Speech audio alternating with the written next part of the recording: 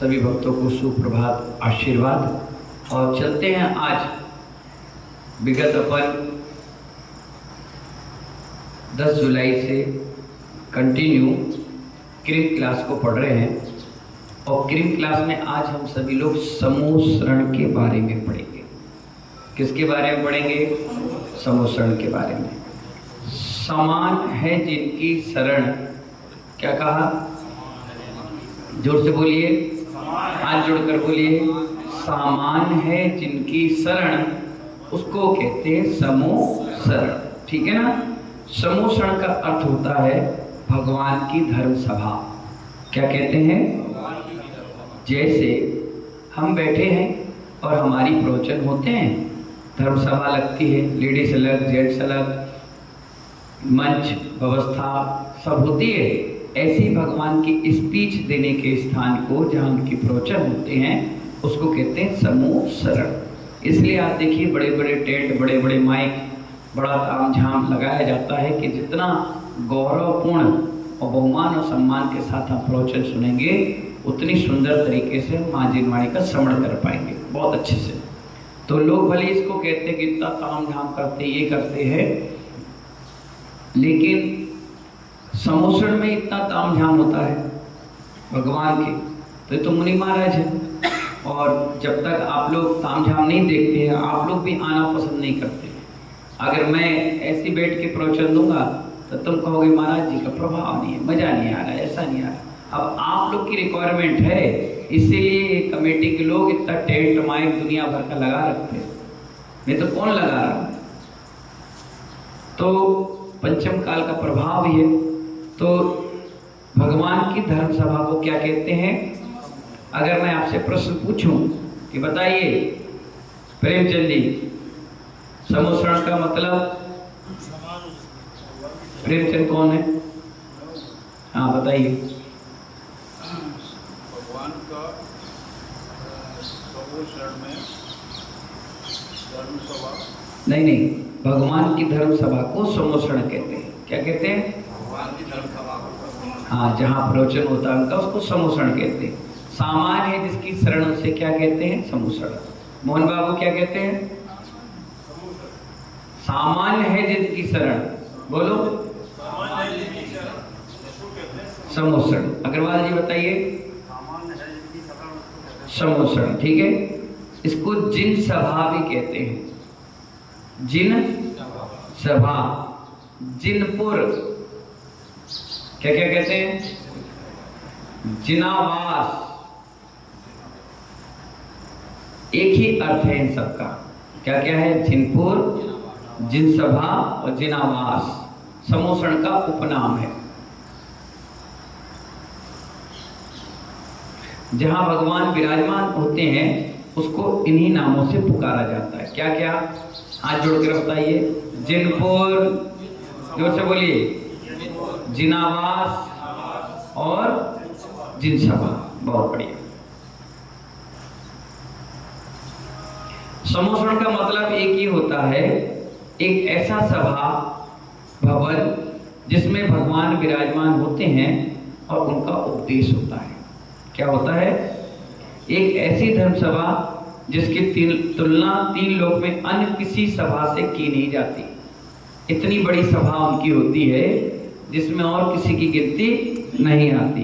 देव, दानव, मानव, पशु, पक्षी सभी इसमें बराबरी से बैठकर धर्म श्रवण के अधिकारी बनते हैं। कोई ऊपर नहीं, कोई नीचे नहीं। अब तो लोग मुड्डा रख लेते हैं, कुर्सी रख लेते हैं, सोफा सेट रख लेते हैं, क्योंकि बुजुर्ग हैं, बैठ नहीं पाते, जमीन में नहीं बैठ पाते, प्रॉब्लम है।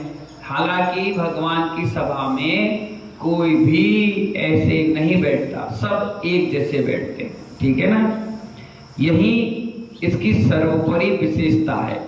इनमें प्रत्येक प्राणी को समानता पूर्वक शरण मिलती है, इसीलिए इसका नाम समूसरण कहलाता है। मास्टर साहब समझ गए ना? सामान है जिसकी शरण, उसको क्या कहते हैं? समूसरण की अवरचना कैसे होती है? अब इसको समझिए। समूसरण की रचना सौदर्भ इनकी आज्ञा से कुबेर के निर्देशन में देवगण करते हैं। कुबेर अकेला नहीं करता, कुबेर मैनेजर और चेयरमैन सौधर्मेंद्र। अब मैनेजर किससे? एम्प्लॉय से काम कराता है। ऐसे ही कुबेर जितने भी देवता गण होते हैं उनसे कहता है कि 3 लोक में जितनी भी खूबसूरत चीजें हैं, जहां जहां जैसी जैसी चीजें हैं, सब उठाकर ले आओ और आज प्रभु के समोषण में लगाओ। एक अलौकिक छटा भगवान की दिव्य ध्वनि में खिलना चाहिए, बहुत अच्छा लगना चाहिए। इसकी रचना वृत्ताकार होती है। वृत्ताकार यानी गोल। कैसी होती है समोषण की? हाँ, ऐसे चपटा टेढ़ा मेढ़ा आड़ा तिरछा नहीं, गोल होती है। इनकी चारों दिशाओं में 20-20 हजार सीढ़ियां होती हैं। कितनी? गिरनार में कितनी? 10,000। कितनी है?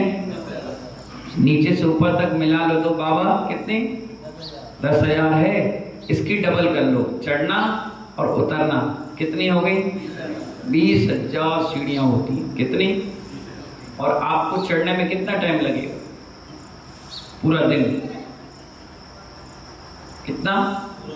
पूरा दिन। पता नहीं पहुंच पाओ या ना पहुंच पाओ, कहीं वहीं चले जाते हैं, दुनिया को प्यारे हो जाते हैं, न्यारे हो जाते हैं। लेकिन इसकी खासियत है, क्या है खासियत? कि इस समोषण में जैसी सीढ़ी में आपने पैर रखा, 48 मिनट में आप यूं चले जाओगे, आपको पता भी नहीं चलेगा। 20,000 सीढ़ियां पार कर जाओगे। ये बिना प्रयास के, बिना धक्का दिए, बिना तकलीफ के, बिना मन खराब किए, बिना सांस उखड़े, ना बिना पसीना निकले, ऐसा कोई काम नहीं होता यहाँ पर। देवता ऐसी एलिवेटर जैसा बना देती सीढ़ियों को कि आप पैर रखें और 48 मिनट में सीधे कहाँ पहुंच जाते हैं? समोषण के गेट पर। कितनी सीढ़ियां होती हैं? 20,000 एक साइड, यानी टोटल मिलाकर कितनी? 80,000। अब प्रश्न पूछ सकते हैं, बताइए चारों दिशाओं में कितनी सीढ़ियां होती हैं? तो आप 80,000 बताना। महिला एक साइड तो 20,000। कितने मिनट में पहुंच जाते हैं? 48 मिनट से कुछ कम। बोलो, मतलब एक अंतर मुहूर्त, क्या कहते हैं उसको? बस, ठीक है। इन सीढ़ियों पर सभी जन ऐसे चले जाते बिना परिश्रम के कि उनको पता ही नहीं चलता। प्रत्येक दिशाओं में लगी एक एक सड़क भी बनी होती है, जैसे अभी रैंप बनाते हैं पर बीच में इधर लेडीज इधर जेंट्स, ऐसी सीढ़ियों में ही अगल बगल में सीढ़ियां बनी होती है, जिससे आप कहते हैं प्लेटफॉर्म। क्या? हाँ, जो समोषण के केंद्र में स्थित गंधकुटी की प्रथम पीठ तक जाती है। इसका आंगन इंद्रनील मणि में होता है। नील मणि होती है इंद्रमय। कौन सी मणि? हाँ, उसका आंगन, जैसे समोषण बना है उसके बाहर का आंगन जो बना हुआ है वो इंद्र नील मणि से बना होता है। किससे? नीलमणि। भगवान समोषण अत्यंत आकर्षक और अनुपम शोभा सहित होता है। कैसा होता है? आकर्षक भी होता है और अनुपम शोभा। इसलिए अपन पंचगणाग वगैरह कार्यक्रम में बड़ा सुंदर समोषण लगाते हैं, लोग उसको देख कर बड़ा खुश हो जाते हैं, बहुत आनंदित होते हैं। पहली भूमि का नाम है चैत्र प्रसाद भूमि। क्या नाम है? लिख लो, चैत्र प्रसाद भूमि। चैत्र का मतलब मंदिर, प्रसाद का मतलब जगह, मंदिर की जगह वाली भूमियां। जल खातिका भूमि, दूसरी कौन सी? जिसमें जल ही जल होता है, छोटे छोटे सरोवर बहुत सारे। तीसरी लतावन भूमि। लतावन का मतलब लताएं होती हैं उसमें, कई प्रकार की, सैकड़ों प्रकार की। चौथी उपवन भूमि। उपवन यानी पेड़ पौधे वाले, उसका भी डिटेल आएगा कैसे कैसे हैं। पांचवा है ध्वज भूमि। हजारों प्रकार के ध्वज वहां लगे होते हैं। छठवीं है कल्पवृक्ष भूमि। समोषण में भी कल्पवृक्ष होते हैं, वहां कभी नष्ट नहीं होते। सातवीं भवन भूमि, एक से एक विशाल विशाल भवन। आठवीं है श्री मंडप भूमि। कौन सी है? इसी में सब लोग बैठकर प्रवचन सुनते हैं। इसे क्या कहते हैं? श्री मंडप भूमि। इसकी भी पीठ होती है, पहली पीठ, द्वितीय पीठ और तृतीय पीठ। इस प्रकार कुल 11 भूमिकाएं होती हैं, भूमियां। कितनी होती हैं?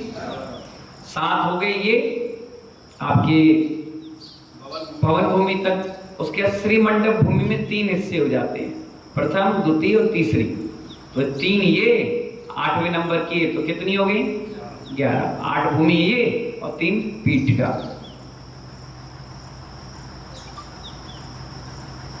समझ में आ गया? समूह सड़क के बाहर भाग में सबसे पहले धूली साल कोड बना होता है, जैसे अपने यहाँ कहते हैं ना बाउंड्री। क्या होता है वो? धूली साल कोट। क्या कहते हैं उसको?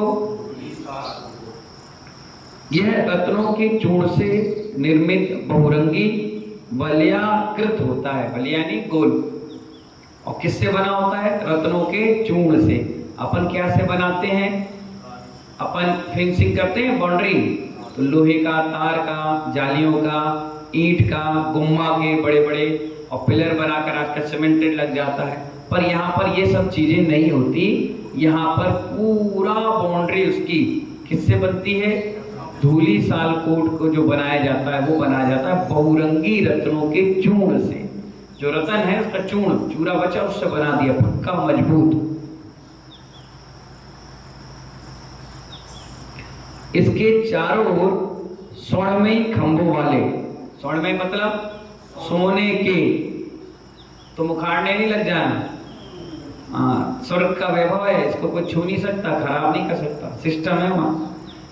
चारों ओर स्वर्णमयी खंभे वाले 4 तोरण द्वार होते हैं। क्या होते हैं? चारों तरफ। इन द्वारों के बाहर मंगल द्रव्य पढ़ाया था मैंने, दर्पण, पंखा, आर्ट बताया था ना, इसलिए मैंने पहले पढ़ा दिया कि आपको इसको लिखना नहीं पड़े, समझना नहीं पड़े, एक ही बार में काम हो जाए। बाहर इन द्वारे के बाहर में बिल्कुल रोड पे मंगल द्रव्य होती है। 9 निधियां, जो चक्रवर्ती स्वामी होता है वो निधियां, धूप घट, मैंने बताया था प्रवचन में, हर दरवाजे के सामने एक इधर एक इधर धूप घट और धूप घट आदि युक्त पुतलियां स्थित रहती हैं। वहां पर क्या होते हैं?